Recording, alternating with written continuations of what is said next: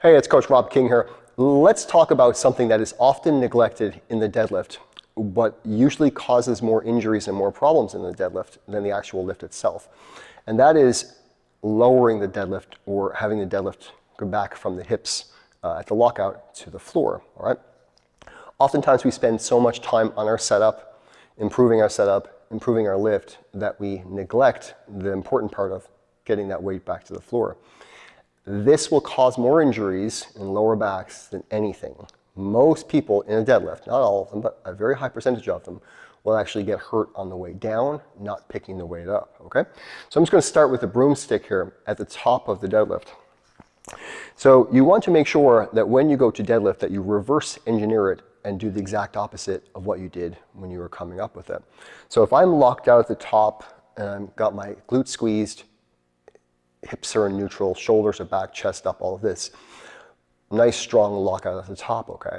If I from here go to lower and I bend from my back from that first motion, boom, right there, I can feel it, okay? I'm in a very compromised position with no weight and I can already feel my lower back from previous back issues.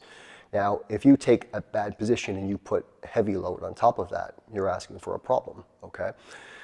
So it's very important when you lower the deadlift to create stiffness in your core throughout and don't lose that stiffness, and to make sure that you break first and foremost from the hips, okay? So let's go from side from a little bit from here. So if I'm deadlifting, I want to make sure that I immediately push my hips back. Now, I'm in a good strong hip hinge position. The bar is on my thighs, but not resting on my thighs. But it'd be the exact same as if I stood up for my deadlift now. Okay, you can see that little pop of the hips forward, hips go back. Okay, versus bending from the lower back. Like right off the bat, I can feel that. That's not feeling very good, okay? So it's very important.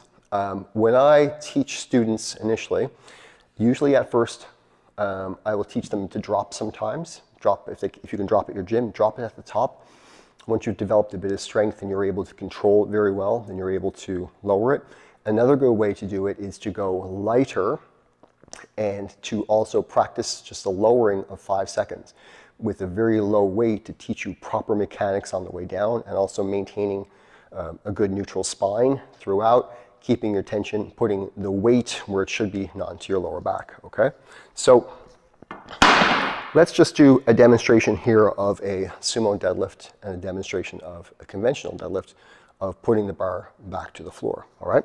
So I'm going to do one lift, and then at the top, I want you to watch how I break from the hips first, keep my lats tight, keep that bar really close to me, and I do not lose my tension on the way down.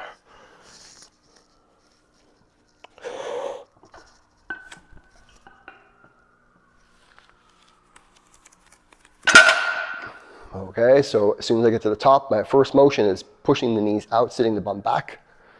I'm in that strong hip hinge position, and then from here, I lower, okay? Same thing with conventional. With conventional, the feet are a little closer, shoulder width apart, sumo wider, principles still apply, okay?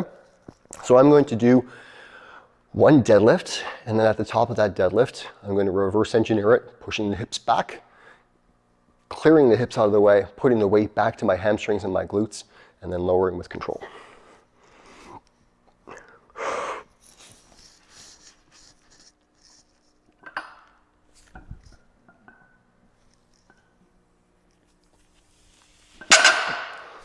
If you do it right, you should feel all of the weight back in the hamstrings, the glutes, the hips, the lats, spinal erectors, all of those wonderful muscles, not the lower back, okay? So take your time, learn to reverse engineer your deadlift from the top down.